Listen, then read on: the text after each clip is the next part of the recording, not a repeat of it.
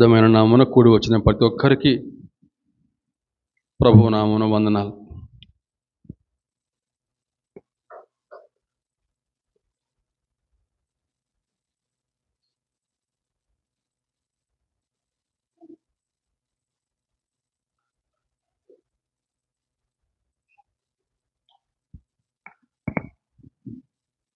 కీర్తనలు 91వ దావీదు కీర్తన 1వ వచనం. మహోన్నతుని చాటున నివసించువాడే సర్వశక్తుని నీడను విశ్రమించువాడు. ఆయనే నాకు ఆశ్రయము, నా కోట, నేను నమ్ముకుని నా దేవుడని నేను యెహోవాను గురించి చెప్పుచున్నాను. ప్రార్థన చేసుకుందామండి. మహాపరిశుద్ధుడా, సర్వశక్తిమంతుడా, సర్వోన్నతుడా, సజీవుడా, సకల మంచి ఈవులకు కారణభూతుడా, నిత్య స్తోత్రార్హుడా, హల్లెలూయా. గతించిన వారమంతా క్షేమకరంగా కాచి కాపాడి మరొక చక్కని శ్రేష్టమైన ఆదివారం దేవా మా జీవితాల్లో దయచేశారు దేవా. ఇంతవరకు చక్కని పాటలతోనైనా నిన్ను స్తుతించుకున్నాం అయ్యానైనా, చక్కని ఆరాధన జరిపించుకున్నారు దేవా. మహింపరచబడు నమ్ముచున్న ప్రభా దేవా, నీకే స్తుతులు స్తోత్రం నాయన. అయ్యానైనా ఈరోజు మా కొరకు సిద్ధపరచబడ్డ వాక్యం మేము ధ్యానించబోతుండగా తండ్రి, వాక్యం ద్వారా మాతో మాట్లాడండి దేవా. నీకు వాక్యంనైనా మా పాదములకు దీపం, మా త్రోవకు వెలుగు నా ప్రభు దేవా. వచ్చిన ప్రతి ఒక్క బిడ్డతో మాట్లాడుతండి. మీరే స్తుతి ఘనత మహిమ పొందరని మా ప్రభువును మా రక్షకుడు ప్రియకుమారుడు యేసుక్రీస్తు వారి అతి శ్రేష్టమైన నామమున మిక్కిలి వినమగాడి వేడుకొనుచున్నాము తండ్రి, ఆమేన్. మహోన్నతుని చాటున నివసించువాడే సర్వశక్తుని నీడను విశ్రమించువాడు. సర్వశక్తుని నీడ, సర్వోన్నతుని రెక్కల నీడ అనేది ఈరోజు మన యొక్క వాక్యాంశం అండి. సర్వశక్తుని నీడ అని చెప్పానంటే యేసుక్రీస్తు ప్రభు యొక్క అత్యంత శ్రేష్టమైనటువంటి కాపుదల, ఆయన ఇచ్చేటువంటి భద్రతను చూపిస్తూ ఉంది. సర్వోన్నతుని నీడ అని చెప్పానంటే ఎలా ఉంటుందని చెప్పానంటే, చాలా కాలం కిందట దేవుని కొరకు సమర్పించుకున్నటువంటి ఒక సేవకుడు ఒకనాడు ఒక దట్టమైనటువంటి అడవిలో ఒక నది ఒడ్డున విశ్రాంతి తీసుకుంటా ఉన్నాడు. అయితే ఆ నదిలో కొన్ని జంతువులు, ఆ జంతువుల పేరు బీవర్ అనే జంతువులు అన్నమాట. అది అలా ఉంటాయండి, బీవర్ అనే జంతువులు. ఆ బీవర్ అనే జంతువులు నదిలో ఆనకట్ట కడతా ఉన్నాయట. నదిలో కట్టగలిగే సామర్థ్యం ఆ జంతువులకు ఉంటుంది. కట్టెలతోటి చక్కగా ఆనకట్ట కట్టేస్తాయట. ఆ నది ఒడ్డులో కూర్చుని ఆ బీవర్ అనే జంతువులు ఆనకట్ట కడతా ఉంటే తదేకంగా వాటిని చూస్తూ ఉండిపోయాడట.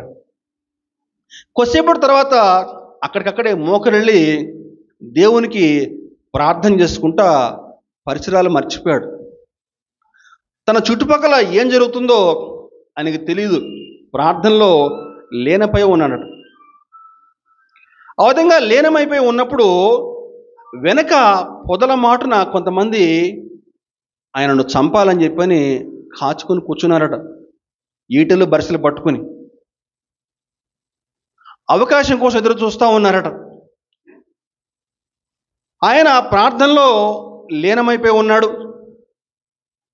అడవి కదా, ఇంతలో పక్కనే ఒక విషసర్పం, బహుశా తాచుపాం కావచ్చు,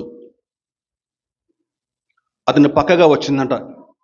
అదంతా గమనిస్తున్నటువంటి ఆ వెనుకున్నటువంటి మనుషులు, ఫోన్లో ఏదో రకంగా మన చేతికి మట్టి అంటకుండా పని అయిపోతుంది అని చెప్పని గమనిస్తూ ఉన్నారు. ఏం జరుగుందో చూద్దామని చెప్పని ఆ పాము పడగ విప్పి ఆవేశంగా కాటు వేయడానికి అతని ముఖం దగ్గరకు వచ్చేసి అతని యొక్క ముఖం చూడగానే కాసేపు అట్లనే ఒక క్షణం అట్లా ఆగిపోయి తలదించుకుని నెమ్మదిగా పక్కెళ్ళిపోయిందటండి. విషయమంతా చూస్తున్నటువంటి వెనుకున్నటువంటి మనుషులకి భయం వేసిందంట. అమ్మో, ఆయనతోటి దేవుడు ఉన్నాడు, మనం ఆయన ఏమైనా చేస్తే ఇంక మన పని ఏమన్నా ఉందా అని చెప్పేసి భయపడిపోయి వెనక్కి వెళ్ళిపోయారటండి. తెల్లవారుజామున ఆ సేవకుడు ఆ గ్రామం వెళ్ళేసరికి ఆ గ్రామస్తులంతా కూడా ఆయనకు చక్కగా పూలతోటి స్వాగతం చెప్పారటండి. దేవునికి స్తోత్రం, హల్లెలూయా. నేను అనుకుంటాను ఆ గ్రామం అంతా కూడా రక్షించబడి ఉంటారని చెప్పి నమ్ముచున్నాను. ఆ సేవకుడు మరెవరో కాదండి, ఆయన పేరు డేవిడ్ బ్రైనార్డ్. డేవిడ్ బ్రైనార్డ్ అండి. తన యొక్క 21 ఏటనే మారు మనసు పొంది అమెరికా దేశంలో పుట్టి పెరిగి రెడ్ ఇండియన్స్ మధ్య సేవ చేయాలని చెప్పని నిర్ణయించుకుని తన జీవితాన్ని దేవుని కొరకు అర్పించుకున్నాడు. ఆ అనాగరికులు, ఆటవికులు రక్షించబడాలని చెప్పని సరైన ఆహారం లేకపోయినా సరే వారు రక్షించబడాలని చెప్పి తాపత్రయపడి తన యొక్క జీవితాన్ని పూర్తిగా వారి కొరకే సమర్పించుకున్నటువంటి వ్యక్తి డేవిడ్ బ్రైనార్డ్. ఆ విధంగా ఒక పూట తిని ఒక పూట తినక దేవుని కొరకు పరిచయం చేసి అనేక మందిని రక్షణలోకి నడిపించాడు. చాలా చిన్న వయసులో, అంటే దాదాపుగా 29 ఇయర్స్, తన యొక్క 29వ ఏటనే మరణించి మహిమ ప్రవేశం చేశాడండి. దేవునికి స్తోత్రం, హల్లెలూయా. సర్వశక్తుని నీడ అంటే అలా ఉంటుందండి. దేవుని యొక్క కాపుదల అని చెప్పంటే అలా ఉంటుంది. ఏముంది వాక్యంలో? మహోన్నతుని చాటున నివసించువాడే సర్వశక్తుని నీడను విశ్రమించువాడు. ఆ పాము కాటు వేయడానికి వచ్చింది, కానీ ఎవరో దాన్ని పిలిచినట్లుగా తన యొక్క పడగ తలదించుకుని పక్కకి వెళ్ళిపోయిందండి. వాస్తవ సంఘటన ఇది. డేవిడ్ బ్రైనార్డ్ యొక్క జీవిత చరిత్రలో పుస్తకంలో వ్రాయబడింది. మహోన్నతుని చాటున నివసించువాడే సర్వశక్తుని నీడ. ఆ యొక్క నీడలో నువ్వు నివసించగలిగితే, డేవిడ్ బ్రైనార్డ్ వలె నువ్వు కూడా దేవుని యొక్క పరిచర్యలో దేవుని కొరకు నువ్వు జీవించగలిగితే ఆ నీడ ఎప్పుడు కూడా నిన్ను అంటిపెట్టుకునే ఉంటుందండి. అనేక ప్రమాదాల నుంచి నిన్ను కాచి కాపాడుతుంది. సర్వశక్తుని నీడ నీకు సురక్షితమైన జీవితాన్ని ఇస్తుంది, నీకు చక్కని బహుమానాన్ని ఇస్తుందండి. మోయాబీరాలు రూతు యొక్క జీవితం మనం ఒకసారి గమనించగలిగితే, రూతు గురించి చాలామందికి తెలుసు, పెద్దగా పరిచయం లేని పేరు. నయోమి తన యొక్క భర్త ఎలీమెలెకు బెత్లెహేములో నివాసం ఉండేవారు. బెత్లెహేములో కరువు వచ్చిందని చెప్పని బెత్లెహేమును వదిలిపెట్టేసి మోయాబుకి వెళ్ళారు. తన యొక్క 2 కుమారులకి అక్కడే పెళ్లిళ్ళు చేసింది మోయాబు స్త్రీలతోటి. కొంతకాలానికి భర్త చనిపోయాడు, 2 కుమారులు కూడా చనిపోయారు. ఆమె ఎంతో దుఃఖపడతా 2 కోడండ్రకు చెప్తా ఉంది, అమ్మా మీకు పెళ్లిళ్ళు చేయాలని చెప్పంటే వేరొక కుమారుడు నాకు లేడు, నేను మళ్ళా పెళ్లి చేసుకుని కుమారుని కొనే వరకు మీరు అంతవరకు ఆగుతారా? దయ ఉంచి మీ ఇండ్లకు మీరు వెళ్ళిపోండి, చక్కగా మీరు వివాహాలు చేసుకుని సంతోషంగా ఉండండి అని చెప్తే ఓర్ప సరే అత్త అని చెప్పని ముద్దు పెట్టుకుని వెళ్ళిపోద్దు. కానీ రూతు మాత్రం అలా చేయలేదండి. నయోమి చాలా చెప్తుంది రూతుకి, అమ్మ నువ్వు కూడా వెళ్ళమ్మా, దయవుంచి నా మాట విను, లేదత్తా నీతోనే నా జీవితం, నిన్ను వదిలిపెట్టి నేను వెళ్ళను చెప్తుంది రూతు. సరే అని చెప్పని రూతుని తీసుకుని బెత్లెహేముకి వస్తుంది నయోమి. నయోమిని చూసి అందరూ కూడా గుర్తుపడతారు. బెత్లెహేం అంటే ఒక చిన్న కుగ్రామం. నయోమిని చూసి అందరూ గుర్తుపడతారు, చక్కగా పలకరిస్తూ ఉంటారు, పక్కనే కోడలను చూస్తారు. విషయం అంతా వాళ్ళకి అర్థమవుతుంది. కుగ్రామం కదా, అంతా కూడా క్షణాల్లోనే పాకిపోయింది విషయం అంతా కూడా. రూతు గురించి చెప్పుకుంటా ఉన్నారు. పొద్దుటే అత్త యొక్క మాట మేరకు నయోమి రూతు పరిగె వేరుకోవడానికి పొలంలోకి వెళ్తుంది. ఎవరు పొలం ఉండదు? బోయాజు గారి పొలం. బోయాజు గారు రూతుతోటి ఏం మాట్లాడుతున్నారో చూద్దామండి. బోయాజు గారు రూతుతోటి ఏం మాట్లాడుతుందని చెప్పండి. రూతు గ్రంథము 2వ అధ్యాయము 11వ వచనం. నీవు నీ తల్లిదండ్రులను నీ జన్మభూమిని విడిచి ఇంతకు ముందు నీవు ఎరగని జనమునొద్దకు వచ్చితివి. యెహోవా నీవు చేసిన దానికి ప్రతిఫలమిచ్చును. ఇశ్రాయేలీయుల దేవుడైన యెహోవా రెక్కల కింద సురక్షితముగా ఉండునట్లు నీవు వచ్చితివి. ఆయన నీకు సంపూర్ణమైన బహుమానము ఇచ్చును అని చెప్పి. సంపూర్ణమైన బహుమానం ఎక్కడికి వచ్చిందండి? ఆమె సర్వశక్తిమంతుని నీడలోకి వచ్చింది. చక్కని మాట చెప్పాడు బోయాజు మాట. ఏమన్నాడండి ఆయన? ఇశ్రాయేలీయుల దేవుడైన యెహోవా రెక్కల కింద సురక్షితముగా ఉండునట్లు నీవు వచ్చితివి అని చెప్తున్నాడండి. ఆయన నీకు సంపూర్ణమైన బహుమానం ఇచ్చును. ఏ మాటలైతే చెప్పాడో అదే బోయజు గారు ఆమెను వివాహం చేసుకుంటాడు.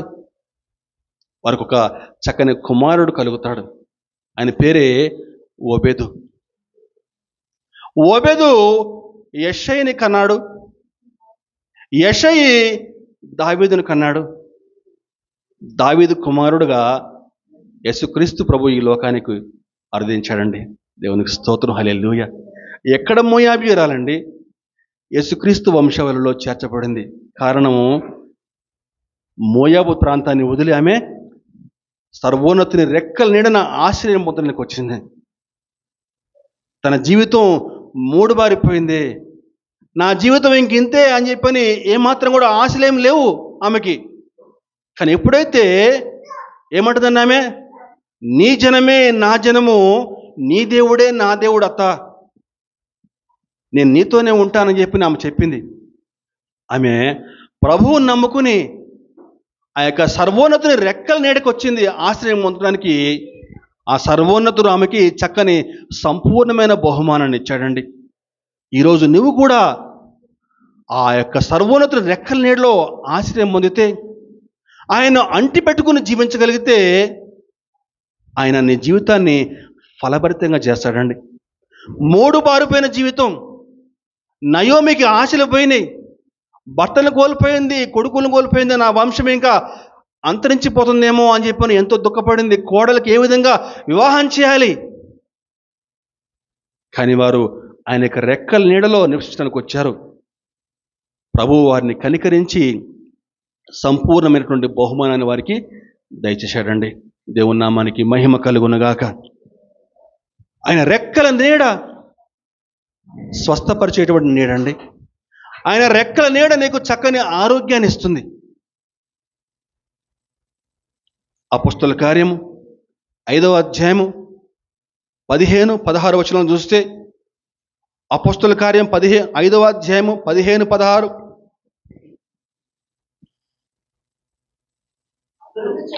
అందుచేత పేతురు వచ్చుచుండగా జనులు రోగులను వీధుల్లోనికి తెచ్చి వారిలో ఎవరి మీదనైనను అతని నీడ ఆయనను పడవలనని మంచముల మీదను పరుపుల మీదను వారిని ఉంచిరి. మరియు యెరూషలేము చుట్టూ ఉండు పట్టణముల జనులు రోగులను అపవిత్రాత్మల చేత పీడించబడిన వారిని మోసుకుని కూడి వచ్చిరి. వారందరూ స్వస్థత పొందిరి. వారిలో ఎవరి మీదైనను అతని నీడ ఆయనను పడవలనని. నీడ ఆయనను పడవలని. నీడ అనే పదాన్ని జాగ్రత్తగా అండర్లైన్ చేసుకుందామండి. ఈరోజు మనకు వాక్యాంశము సర్వోన్నతుని రెక్కల నీడ. యేసు ప్రభు పరలోకానికి ఆరోహణమవుతూ శిష్యులకి ఆజ్ఞ ఇచ్చాడు. సర్వలోకమునికి వెళ్ళి సర్వ సృష్టికి సువార్తను ప్రకటించండి. అయితే మీ మీదకి పరిశుద్ధాత్మ దిగి వస్తుంది, అప్పుడు మీరు శక్తిని పొందుకుంటారు, అప్పుడు మీరు వెళ్ళండి అని చెప్తాడండి. ప్రభు యొక్క మాట పట్టుకుని మేడగదిలో శిష్యులందరూ కూడా ప్రార్థన చేసుకుంటా ఉంటే పరిశుద్ధాత్మ వారిపైకి దిగి రావటం, అందరూ కూడా శక్తిని పొందడం మనందరం కూడా చదువుకున్నాం. అదిగో ఆ యొక్క శక్తిని పొందుకున్న శిష్యులు అనేక ప్రాంతాలకు వెళ్ళి గొప్ప గొప్ప అద్భుత కార్యాలు చేస్తూ ఉన్నారు. పేతురు నడిచి వస్తూ ఉంటే పేతురు నీడ పడితే చాలటండి, రోగులు నయమైపోతున్నారట. ఆ సంగతి తెలిసి రోగుల్ని మంచాల మీద పడుకోబెట్టి ఆయన వచ్చేటువంటి దారిలో రోడ్డు మీద పడుకోబెడుతున్నారటండి. ఎంత ఆశ్చర్యం అండి. పేతురులో ఎటువంటి శక్తి లేదు, కానీ ఇక దేవుని యొక్క శక్తి ఆయనలో నింపబడింది కాబట్టి ఆ నీడకంత శక్తి వచ్చింది. ఇప్పుడు పేతురు యొక్క నీడ పడితేనే రోగులు నయమైపోతున్నారని చెప్పానంటే పేతురులో ఎంత గర్వం రావాలండి. ఒక్క అధ్యాయం ముందుకెళ్తే అపోస్తల కార్యం 3వ అధ్యాయంలో అక్కడ పుట్టుకుంటు వానిని స్వస్థపరిచాడు పేతురు గారు. అతను పుట్టుకుంటేవాడు. ప్రతిరోజు కూడా ఇద్దరు మోసుకుని వచ్చేవారు అతన్ని. దేవాలయం మెట్ల మీద కూర్చుని రోజంతా కూడా అడుక్కుని సాయంకాలం పూట మళ్ళీ వెళ్ళేవాడు. అటువంటి వాడిని పేతురు స్వస్థపరిస్తే జనులు అందరూ ఆయనకేసి ఆశ్చర్యంగా చూస్తూ ఉన్నారట. దేవదూత దిగి వచ్చినట్టు చూస్తూ ఉన్నారు. పేతురు ఏం మాట్లాడుతున్నాడో చూద్దామండి. అపోస్తల కార్యం 3వ అధ్యాయం 12వ వచనం చూస్తే, పేతురు దీనిని చూచి ప్రజలతో ఇట్లనెను, ఇశ్రాయేలీయులారా, మీరు వీని విషయమై ఎందుకు ఆశ్చర్యపడుచున్నారు? మా సొంత శక్తి చేతనైనను భక్తి చేతనైనను నడవని వీనికి బలమిచ్చినట్లుగా మీరెందుకు మా తట్టు తేరి చూస్తున్నారు అంటాడండి. మా సొంత శక్తి కాదు, మా బలం కాదు, మేమేదో ఎన్ని బాగు చేసినట్లుగా మీరు మాకిల్లి అంత ఆశ్చర్యంగా చూస్తూ ఉన్నారే అని చెప్తా 16వ వచనం చూస్తే, ఆయన నామమందలి విశ్వాస మూలముగా ఆయన నామమే చక్కని మాట అండి. ఆయన నామమే మీరు చూచి ఎరిగి ఉన్న వీనిని బలపరిచెను. ఆయన వలన కలిగిన విశ్వాసమే మీ అందరి ఎదుట వీనికి పూర్ణ స్వస్థత కలగ చేసెను. అయ్యా, మేము కేవలం క్రీస్తు రాయబారులమే, కానీ మాలో ఏ శక్తి లేదు. వారు ఒప్పుకుంటారండి. ఆ రోజు తగ్గింపు జీవితం కలిగి జీవించారు. ఈనాడు అటువంటి తగ్గింపు జీవితం ఈనాడు సేవకుల్లో ఉందా? దేవుడు ఇచ్చేటువంటి స్వస్థతను తామేదో ప్రజలను బాగు చేసినట్లుగా చెప్పుకుంటున్నారండి. వారి సొంత పేరు ప్రఖ్యాతుల కోసం వాడుకునే వాళ్ళు ఎంతమంది లేరు ఈనాడు సమాజంలో. ఆనాడు పేతురు గారు, పౌలు గారు దేవుని యొక్క శక్తి చేత ఎన్నో గొప్ప గొప్ప అద్భుత కార్యాలు చేసి ఎవరు కూడా వాళ్ళని వాళ్ళు హెచ్చించుకోలేదండి. దేవుణ్ణే మహిమపరిచారు. ఈరోజు మనం కూడా అటువంటి తగ్గింపు జీవితం కలిగి జీవించాలి. వారు మనకి ఎంత చక్కని మాదిరిని కనపరుస్తూ ఉన్నారు. అయ్యా, మేము క్రీస్తు రాయబారులమే, మా సొంత శక్తి చేత కాదు, బలం చేత కాదు, ఆయన నామమందలి విశ్వాసమే వీనిని స్వస్థపరిచెను. ఈరోజు నువ్వు కూడా అటువంటి విశ్వాసం కలిగి ఉంటే దేవుడు మీ కుటుంబాల్లో కూడా గొప్ప గొప్ప అద్భుతాలు చేయుటకు ఆయన చాలిన దేవుడు అండి. ఆయన రెక్కల నీడ నీకు సురక్షిత జీవితాన్ని ఇస్తుంది. ఆయన రెక్కల నీడ నీకు సంపూర్ణమైన బహుమానాన్ని ఇస్తుంది. ఆయన రెక్కల నీడ నీకు చక్కని ఆరోగ్యాన్ని ఇస్తుంది. మలాకి గ్రంథంలో ఒక చక్కని మాట ఉంది కదా. మలాకి 4వ అధ్యాయము 2వ వచనం. మలాకి 4:2 ఏముందండి? మలాకి 4:2, అయితే నా నామమందు భయభక్తులు గలవారు మీకు నీతి సూర్యుడు ఉదయించును, అతని రెక్కలు ఏంటండి అతని రెక్కలు నీకు ఆరోగ్యం కలగచేయును. ఆయన రెక్కల కింద నువ్వు సురక్షితంగా నివసిస్తే, ఆయన రెక్కలను ఆశ్రయిస్తే నీకు చక్కని ఆరోగ్యం, నీకు చక్కని స్వస్థత అండి. దేవుని నామానికి మహిమ కలుగును గాక. సర్వోన్నతుని రెక్కల నీడ నిన్ను క్షేమకరంగా కాచి కాపాడుతుంది. క్షేమకరంగా నిన్ను గమ్యస్థానానికి చేరుస్తుంది. నువ్వు ఏ మార్గం గుండా వెళ్ళాలో. నిజమే కదండి. ఇజ్రాయేలీలు ఐగుప్తులో 430 ఏళ్ల పాటు బానిసలుగా ఉన్నారు. ఎన్నో శ్రమలు కొరడాల చేత కొట్టబడ్డారు. ఆ బానిసల గృహం నుంచి ఎప్పుడు బయటికి విడిపించబడతారా అని చెప్పని ఎంతో దుఃఖపడ్డారు, దేవునికి మొరపెట్టారు. మోషే అహరోనులను ప్రభువు పంపించి వారిని అక్కడి నుంచి విడిపించి క్షేమకరంగా వారిని కనానుకు నడిపించాడు.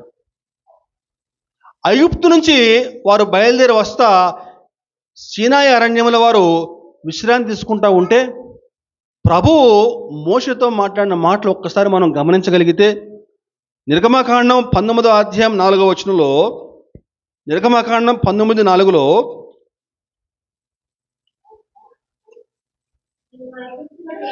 నేను ఐగుప్తీయులకు ఏమి చేసితునో మిమ్మును గద్ద రెక్కల మీద మోసి నా ఎద్దుకు మిమ్మును ఎట్లు చేర్చుకుంటునో చూచితిరి. చాలండి, ప్రభు మాట్లాడుతున్నాడండి.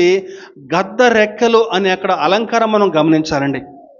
నేను ఐగుప్తీయులకు ఏమి చేశానో మీకు తెలుసు, ఎటువంటి గొప్ప గొప్ప అద్భుతాలు చేశాను, నా యొక్క బాహుబలం చేత మిమ్మల్ని ఏ విధంగా అక్కడి నుంచి విడిపించాను, ఎర్ర సముద్రం ఏ విధంగా దాటించాను, అనేక ప్రమాదాలు కదండి.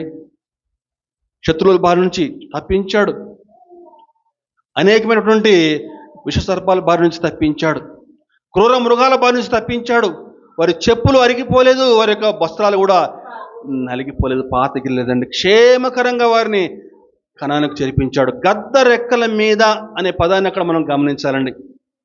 నిజమేనండి, పక్షిరాజు రెక్కలు ఎంత దృఢంగా ఉంటాయని చెప్పానంటే, పక్షిరాజు రెక్కలు ఎంత దృఢంగా ఉంటాయని చెప్పానంటే చాలా బలంగా, ఒకసారి మనం చూడగలిగితే భయంకరమైనటువంటి ఎండ బారిని పడకుండా, తన పిల్లలకి ఎండ తగలకుండా ఆ పక్షిరాజు తన యొక్క రెక్కలు చాపి ఒక గొడుగులాగా చక్కగా కాచి కాపాడుతుందట. చలి తగలకుండా ఆ యొక్క రెక్కల్ని చక్కగా పొదిపడుకుని తన పిల్లల్ని క్షేమంగా కాచి కాపాడుతున్నాడండి.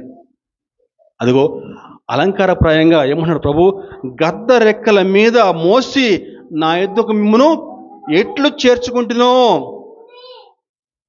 మీరు చూచిత్తురు అని చెప్పనే పదం అక్కడ అలంకారంగా చెప్పబడిందండి. ఈరోజు నువ్వు కూడా ఆ ప్రభు పైన విశ్వాసం ఉంచి ఆ సర్వోన్నతుని రెక్కల చాటు నువ్వు విశ్రమిస్తే, ఆయన రెక్కలను ఆశ్రయిస్తే, ఈ లోకంలో అనేకమైన ప్రమాదాల నుంచి తప్పించి క్షేమకరంగా ఆ పరమ కానానుకు చేర్చుటకైనా చాలిన దేవుడండి. నమ్మినట్లయితే దేవుని మహింపరుస్తారా? హల్లెలూయా, దేవునికి స్తోత్రం. సర్వోన్నతుని రెక్కల నీడ, కాపాడే నీడ, నిన్ను క్షేమకరంగా గమ్యానికి చేర్పించేటువంటి నీడ. సర్వోన్నతుని రెక్కల నీడ, అద్భుతములు చేయ నీడ. రాజుల గ్రంథంలో మనకి హిజ్కియా అనే ఒక రాజు కనిపిస్తాడండి. హిజ్కియా దావీదు మహారాజు దేవుని పట్ల ఎంత యథార్థంగా జీవించాడో యూదా రాజుల్లో ఇంకెవరు కూడా ఆ విధంగా యథార్థంగా జీవించలేదు. హిజ్కియా యొక్క తండ్రి ఆహాజు దేవాలయం మందిరం తలుపులను మూసివేసి దేవాలయ మందిరంలో అన్య దేవతల యొక్క విగ్రహాలను పెడతాడు. దేవాలయ యొక్క మందిరపు తలుపులను మూసివేసి ఆరాధనలు ఆపచేపిస్తాడు. భయంకరంగా పాపిష్టి కార్యకలాపాలు చేస్తాడు. అయితే హిజ్కియా కుమారుడు హిజ్కియా వచ్చి రావడంతో మందిరపు తలుపులు తెరిచి బాగు చేసి ఆలయంలో నిషిద్ధ వస్తువులు అన్నిటి కూడా బయటకు పారవేయించి దేవుని పట్ల నమ్మకంగా జీవించాడు, యథార్థంగా జీవించాడు, దేవునికి మహిమకరంగా జీవించాడు. అయితే ఆ విధంగా జీవిస్తున్న కాలంలో ఆ హిజ్కియా రాజుకి ఒక రాచపుండు కలుగుతుంది. రాచపుండు బైబిల్లో దానికి ఏం పేరు పెట్టారని చెప్పంటే మరణకరమైన రోగము అనే పదం అక్కడ వాడబడిందండి. రాచపుండు అని చెప్పంటే క్యాన్సర్ పుండు అన్నమాట. మరణకరమైన రోగం కలగగా యెషయా ప్రవక్త వస్తాడు. నాయనా హిజ్కియా, ఇక నువ్వు కొద్ది కాలంలో మరణం అవుతున్నావు, ఇక నీ ఇల్లు చక్కబెట్టుకో, డెడ్ లైన్ పెట్టేస్తాడు. చెప్పగానే హిజ్కియా గోడతోటి తన ముఖము తిప్పుకుని కన్నీళ్ళతోటి ప్రభువుని వేడుకుంటాడు. ఎందుకని ఆ విధంగా హిజ్కియా ఏడ్చాడు? బైబిల్లో దానికి కారణం వ్రాయబడలేదు, కానీ చరిత్రకారులు చెప్తారు ఏంటని చెప్పారంటే, హిజ్కియా యొక్క కుమారుడు అప్పటికి పసివాడు. ఒక పక్క నుంచి అషూరు సైన్యము దండెత్తి వస్తూ ఉంది. అయ్యో, అషూరు సైన్యానికి రాజ్యాన్ని అప్పగించాలి, కుమారుడు చూస్తే పసివాడే, ఇప్పుడు ఎలా అని చెప్పేసి హిజ్కియా దుఃఖపడ్డాడని చెప్పని చెప్తారు. కన్నీళ్లతో దేవునికి ప్రార్థన చేశాడు. ప్రభువా, యథార్థంగా నేను నీ పట్ల జీవించాను కదా, నీకు నమ్మకంగా జీవించాను కదా, దయవుంచి నన్ను జ్ఞాపకం చేసుకుంటావా? ప్రభు హిజ్కియా ప్రార్థన ఆలకించాడు. యెషయా ప్రవక్తను పంపిస్తాడు, వెళ్ళి హిజ్కియాకు చెప్పు, ఇంకా 15 సంవత్సరాలు నీకు ఆయుష్కాలం పొడిగిస్తాను. దేవునికి స్తోత్రం, హల్లెలూయా. యెషయా ప్రవక్త వచ్చి ఆ మాట చెప్పగానే రాజు అంటున్న మాటలు చూద్దామండి. రాజు ఏం మాట్లాడుతున్నాడో చూద్దామండి. 2వ రాజులు 20వ అధ్యాయము 8వ వచనం. యెహోవా నన్ను స్వస్థపరచుననుటకు నేను 3వ దినమున ఆయన మందిరమునకు ఎక్కిపోవుదుననుటకు సూచన ఏదని హిజ్కియా యెషయాను అడగగా, యెషయా ఇట్లనెను, తాను సెలవిచ్చిన మాట యెహోవా నెరవేర్చుననుటకు ఆయన దయచేసిన సూచన ఏదనగా, నీడ 10 మెట్లు ముందుకు నడిచిన కదా, అది 10 మెట్లు వెనకకు నడిచిన ఎడల అవునా? అందుకు హిజ్కియా ఇట్లనెను, నీడ 10 మెట్లు ముందరికి నడుచుట అల్పము, కానీ నీడ 10 అడుగులు వెనకకు నడుచుట చాలును. ప్రవక్తయగు యెషయా యెహోవాను ప్రార్థింపగా, ఆయన ఆహాజు గడియారపు పలక మీద 10 మెట్లు ముందరికి నడిచిన నీడ 10 మెట్లు వెనుకకు తిరిగిపోనట్లు చేసెను. జాగ్రత్తగా వినాలండి. ఆనాటి కాలంలో హిజ్కియా యొక్క తండ్రి ఆహాజు ఒక గడియారాన్ని చేయించాడు. ఆ గడియారం యొక్క ప్రత్యేకత ఏంటని చెప్పారంటే, దాని మీదుగా సూర్యరశ్మి పడినప్పుడు ఆ నీడ మెట్ల మీద పడుతుంది. దాని ఆధారంగా సూర్యుని యొక్క గమనము, సమయాన్ని లెక్కించేటువంటి వారు. సాధారణంగా సూర్యుడు పడమరన అస్తమిస్తూ ఉంటే నీడ పెద్దదవుతుంది, అది ప్రకృతి ధర్మమే. కానీ నీడ వెనక్కి పోవటం ప్రకృతి విరుద్ధం అండి. అది దాదాపుగా అసాధ్యం. కానీ ఆ అసాధ్యాన్ని దేవుడు సుసాధ్యం చేశాడండి. దేవునికి స్తోత్రం, హల్లెలూయా. నీడ 10 మెట్లు వెనక్కి వెళ్ళిపోయిందటండి. ఆనాటి కాలంలో అందరూ కూడా ఆ గడియారపు నీడని బాగా గమనించేవాళ్ళు. అదిగో ప్రభువు దాన్నే ఎన్నుకున్నాడు. ఆ నీడ 10 మెట్లు వెనక్కిపోయేలాగా చేశాడండి. హిజ్కియా స్వస్థపరచబడ్డాడు. 3వ దినం తిరిగి మందిరానికి వెళ్ళాడు. దేవుణ్ణి మనసారా నోరారా స్తుతించాడండి. దేవునికి స్తోత్రం, హల్లెలూయా. అసాధ్యాలను సుసాధ్యం చేయగలిగిన దేవుడు. చాలామంది విమర్శకులు సూర్యుడు ఎక్కడైనా వెనక్కి వెళ్తాడా? మనకి బైబిల్లో 2 ఉదాహరణలు చెప్పబడ్డాయండి. 2 ఉదంతాలు. ఒకటి నిర్గమకాండంలో చెప్పబడ్డాయండి. ఒక్కసారి మనం జ్ఞాపకం చేసుకుంటే, నిర్గమకాండంలో మోషే అహరోనులు ఫరోకి నచ్చ చెప్తా ఉంటారు. మా దేవుడని యెహోవాకు మేము వెళ్ళి బలి అర్పించాలి, మమ్మల్ని పంపించు అని చెప్పారంటే, ఫరో యెహోవా ఎవడు అని చెప్పంటాడు, ససేమిరా ఒప్పుకోడు. దేవుడు అనేకమైన అద్భుతాలు చేస్తాడు. నీళ్లు రక్తంగా మారిపోతాయి, పురుగులు వస్తాయి, కప్పలు వస్తాయి, అయినా కూడా మాట వినడు. చివరికి ఒకనాడు ఐగుప్తుల యొక్క ఇళ్ళు ఎక్కడైతే ఉన్నాయో వారి నివాసం ఉన్న ప్రాంతం అంతా కూడా 3 రోజుల పాటు కటిక చీకటండి.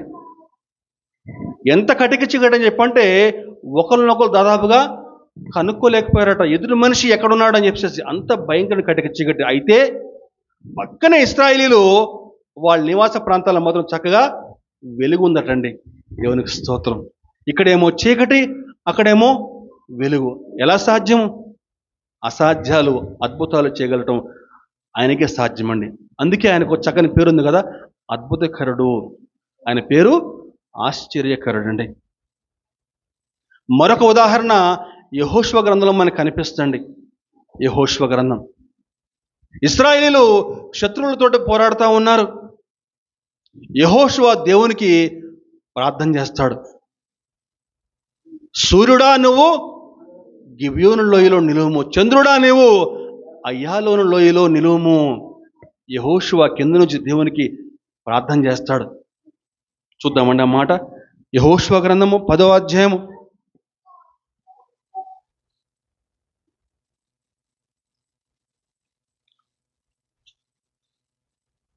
12వ వచనం. యెహోవా ఇశ్రాయేలు ఎదుట అమోరీయులను అప్పగించిన దినమున ఇశ్రాయేలీయులు వినుచుండగా యెహోషువ యెహోవాకు ప్రార్థన చేసెను. సూర్యుడా నీవు గిబియోనులో నిలువుము, చంద్రుడా నీవు అయ్యాలోను లోయలో నిలువుము. జనులు తమ శత్రువుల మీద పగ తీర్చుకుని వరకు సూర్యుడు నిలిచెను, చంద్రుడు ఆగెను. మనకి 13వ వచనం చూస్తే, సూర్యుడు ఆకాశ మధ్యమున నిలిచి ఇంచుమించు ఒక నాడెల్లా అస్తమింప త్వరపడలేదు. రెండు చేతులు పైకి లేపి దేవుని మహింపడదామండి. హల్లెలూయా, స్తోత్రం. మన దేవుడు ఎంత గొప్ప అద్భుతకరుడండి. తన నోటి మాట చేత సూర్యుడిని చంద్రుడిని చేశాడు. ఒక నాడెల్లా కూడా సూర్యుడు అస్తమింప త్వరపడలేదు. హిజ్కియా తన బిడ్డ తన పట్ల యథార్థంగా నమ్మకంగా జీవించినప్పుడు, అయ్యా నేను నీ పట్ల ఎంత యథార్థంగా జీవించానో, నమ్మకంగా జీవించానో, దయతో నన్ను జ్ఞాపకం చేసుకో అని చెప్పానంటే సూర్యుడినే వెనక్కి పంపించాడండి. ఈరోజు నువ్వు కూడా దేవుని పట్ల ఆ విధంగా యథార్థంగా నమ్మకంగా జీవిస్తే, ఆయన యొక్క రెక్కల నీడ నువ్వు ఆశ్రయిస్తే, దేవుడు నీకు కూడా చక్కని అద్భుతాలు, నీ జీవితంలో గొప్ప గొప్ప అద్భుతాలను చూడగలవు. ఈరోజు మన ఆత్మీయ జీవితాలు ఈ విధంగా ఉన్నాయండి. ఆయన యొక్క రెక్కల నీడను మనం ఆశ్రయిస్తున్నామా? ఆయన రెక్కల నీడలో మనం నివాసం ఉంటున్నామా? దురదృష్టం ఏంటని చెప్పండి, ఈరోజు చాలామంది ఆయన యొక్క రెక్కల నీడను ఆశ్రయించే బదులు ముళ్ళ కంపను ఆశ్రయిస్తూ ఉన్నారు.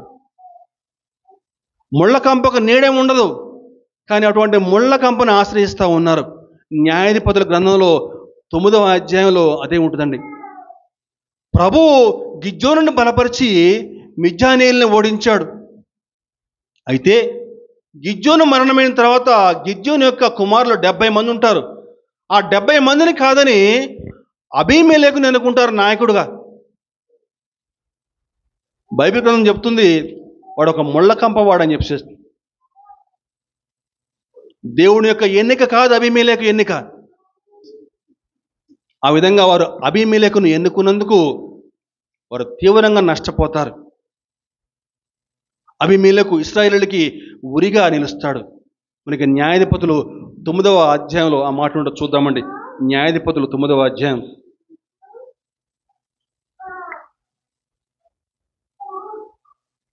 2వ వచనం అండి. 9:2. మీరు దయచేసి షెకెము యజమానులందరూ వినున్నట్లు వారితో మాట్లాడి, మీకేది మంచిది? యెరుబ్బయలు కుమారులైన 70 మంది మనుషులు మిమ్మల్ని ఏలుట మంచిదా? ఒక్క మనుషుడు మిమ్మల్ని ఏలుట మంచిదా? నేను మీ రక్త సంబంధాన్ని జ్ఞాపకం చేసుకున్నాడని పలుకుడు. అతని తల్లి సహోదరులు అతని గూర్చి షెకెము యజమానులు వినట్లు ఆ మాటలన్నీ చెప్పగా, వారు ఇతడు మన సహోదరుడు అనుకుని తమ హృదయము అబీమెలెకు తట్టు తిప్పునిరి. అబీమెలెకు ఎంతో దారుణంగా వారిని పరిపాలన చేసినట్లుగా, దానివల్ల ఇశ్రాయేలీయులు ఎంతో తీవ్రంగా నష్టపోయినట్లుగా ఆ యొక్క అధ్యాయం చదివితే మనకి స్పష్టంగా అర్థమవుతుందండి. ఈరోజు దేవుని యొక్క రెక్కల నీడలో ఆశ్రయించకుండా ముళ్ళ కంప లాంటి సైతాన్ గాడిని ఆశ్రయిస్తూ ఉన్నటువంటి చాలామంది. దానివల్ల నిత్య నరకమే.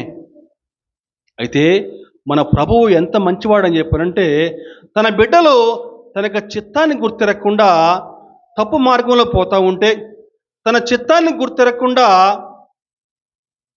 తమ సొంత ఆలోచన చొప్పున నడుస్తూ ఉంటే దేవుడు ఏ నీడనిచ్చి మనల్ని ఆశ్రయంగా కాపాడుతాడో, ఏ నీడ చాటున మనల్ని కాపాడుతాడో అదే నీడతోటి మనకి బుద్ధి కూడా చెప్తాడు. మనకి యోన గ్రంథంలో ఆ యొక్క మనకి ఉదంతం మనకి చక్కగా చెప్పబడిందండి. యోన గ్రంథం ఒకసారి మనం గమనిస్తే, యోన దేవుని యొక్క మాట పట్టుకుని అయిష్టంగానే నినవేకి వెళ్తాడు. నినవేకి వెళ్ళి దేవుని యొక్క మాట ప్రకటించడం యోనాకి ఇష్టం ఉండదు. ఎందుకంటే వారు అషూరు ప్రాంతంలో ఒక భాగం నినవే పట్టణం అని చెప్పంటే, అషూరు వాళ్ళు ఇశ్రాయేలుపైకి దండెత్తి వచ్చారు కదా, ఇది అషూరులో ఒక భాగమే కదా, వారు మమ్మల్ని ఆ విధంగా ఇబ్బంది పెట్టారు కదా, నేను మళ్ళా వెళ్ళి అక్కడ దేవుని మాట ప్రకటించడం ఏంటి అని చెప్పని యోనా ఇష్టపడడు. కానీ వాక్యం సెలవిస్తూ ఉంది, దేవుని ఆలోచన వేరు, మానవుల యొక్క ఆలోచన వేరండి. యోనాకి ఇష్టం ఉండదు, అయినా సరే అయిష్టంగా వెళ్తాడు నినవేకి. నినవే గురించి వాక్యంలో వ్రాయబడింది, నినవే 3 దినముల ప్రయాణం అంతా పెద్ద పట్టణం. అంటే 3 దినములు ఒక వ్యక్తి ప్రయాణం చేస్తే ఎంత పెద్దగా ఉంటుందో నినవే పట్టణం అంత పెద్ద పట్టణం అటండి.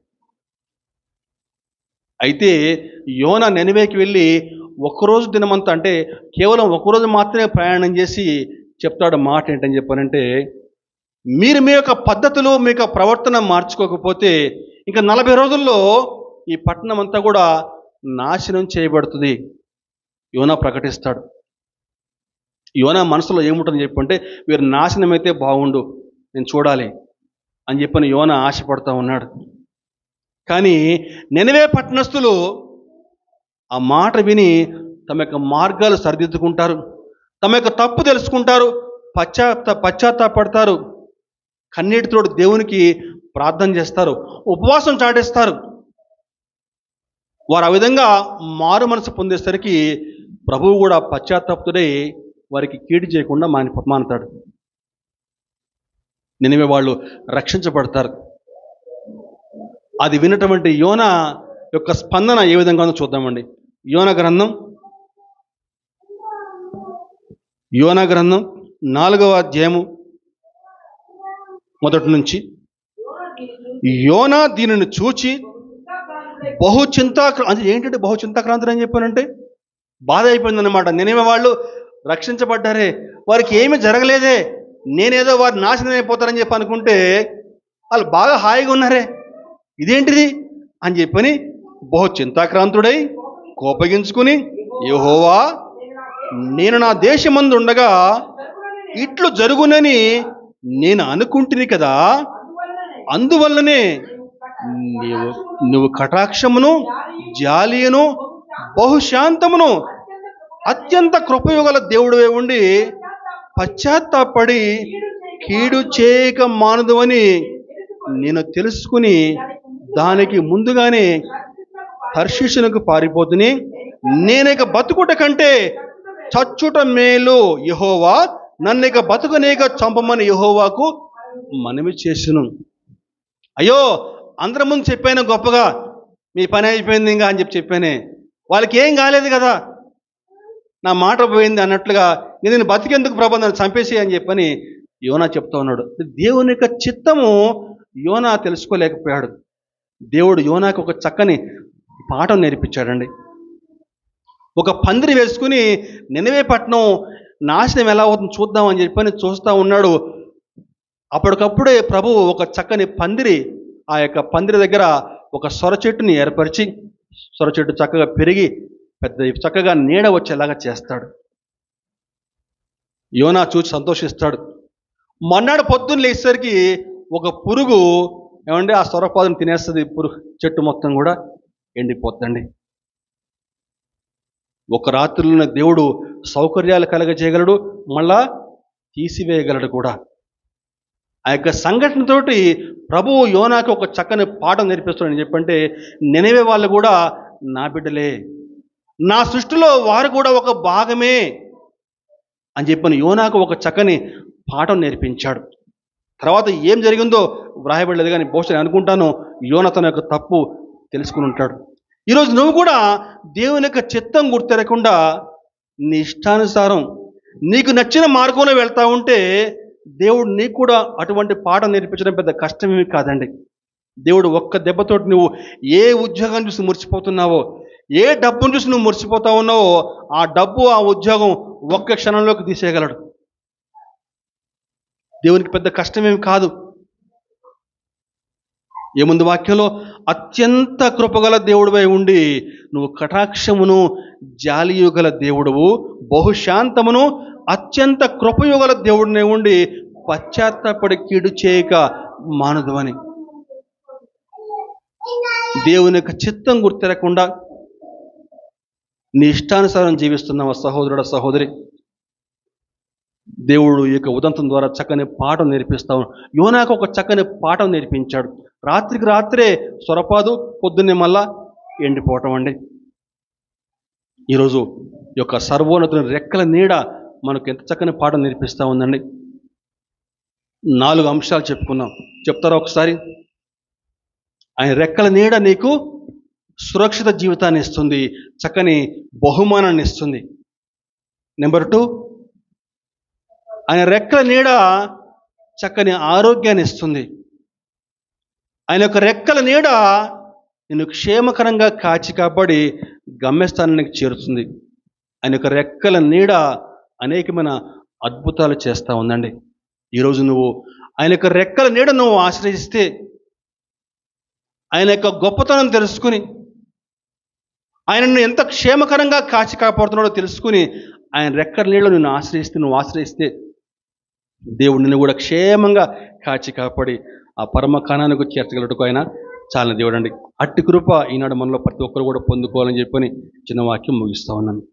Thank you.